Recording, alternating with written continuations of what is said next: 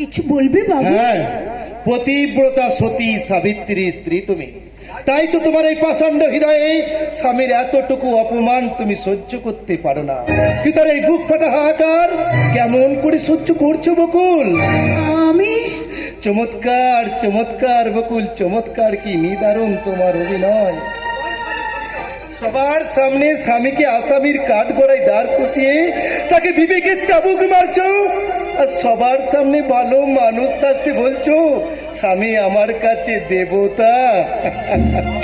বাবু দেবতাই যদি, কেন কেন তুমি আমাকে সবার সামনে দানব সাজিয়ে রেখেছো?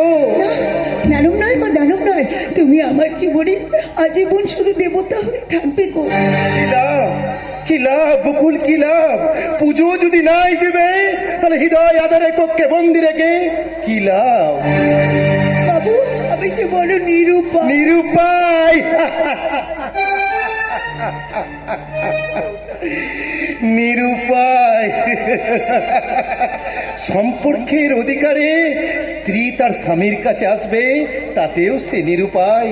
যদি কোনোদিন আমাকে অকাল মৃত্যু টেনে নিয়ে যায়, সেদিন নিরুপায় হয়ে আমারই দেওয়া ওই সিটিতে সিঁদুর পরে সদবাসী যে বলতে পারবে তো যে আমার স্বামী আজও জীবিত।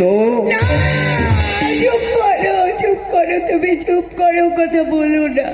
বেশ, সেই দিনটার জন্য তুমি অপেক্ষা করো বকুল, যেদিন আমাকে জীবন যন্ত্রণা থেকে মুক্তি দিবে, যেদিন সত্য হবে সেই রামুদানির মুক্তি।